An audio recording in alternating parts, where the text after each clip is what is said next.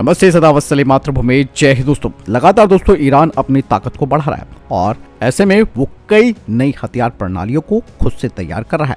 और आपको मालूम ही है कि ईरान के शाहिद ड्रोन ने यूक्रेन में जमकर तबाही मचाई है। ऐसे में आप समझ सकते हैं कि ईरान अपनी तैयारियों को कितना पुख्ता कर रहा है और ईरान खुद से नए नए हथियार सिस्टम तैयार कर रहा है। ऐसे में अब ईरान ने अपना एक नया AD-08 air defence missile system को तैयार किया है, जो कि IVCO daily 4x4 light truck पर आधारित है और AD-08 का नाम रखा गया है मजीद।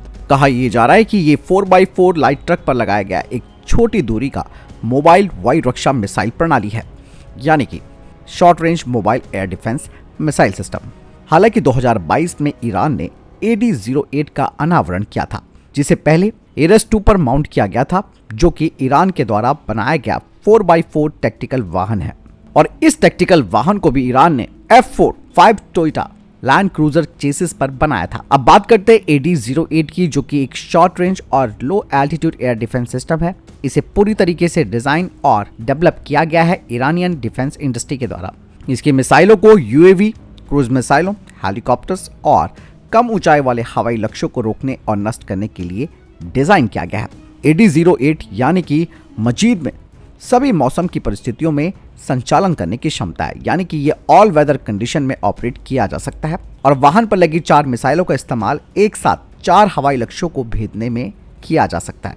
AD-08 मजीद का जो नया संस्करण है वो IVCO daily 4x4 light truck पर आधारित है, जिसमें सामने एक क्रू केबिन है और पीछे एक फ्लैट बेड प्लेटफॉर्म है, जिसमें 4 मिसाइल लॉन्चर कैनिस्टर और एक इलेक्ट्रो ऑप्टिकल सिस्टम से युक्त लॉन्चर स्टेशन है।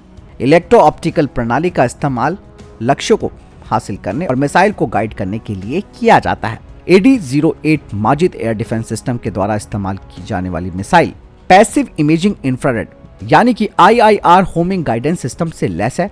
यह 700 मीटर से 8 किलोमीटर की रेंज और 20 मीटर से 6 किलोमीटर की ऊंचाई तक के लक्ष्य को भेज सकती है।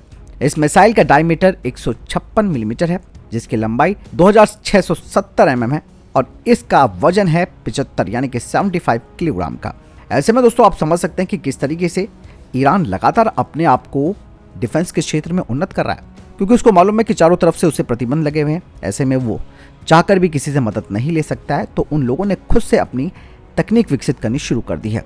और जैसे कि मैंने शुरुआत में आपको बताया था कि इनके शाहिद 136 ड्रोन ने तो जमकर यूक्रेन में तबाही मचाई और रशिया ने काफ़ी संख्या में ईरान से इन हथियारों को खरीदा है। और अब ईरान ने अपने छोटे एयर डिफेंस मिसाइल सिस्टम को तैयार कर लिया है, जो कि किसी भी तरीके के UAV, क्रूज मिसाइल और हेलीकॉप्टरों के अलावा कम ऊंचाई वाले लक्ष्यों को या तो रोक सकता है या फिर उन्हें खत्म कर सकता है। और साथ ही खास बात यह है कि इसमें passive imaging infrared homing guidance system लगाया गया है। ऐसे में दोस्तों भारत के लिए भी ये एक सबक है।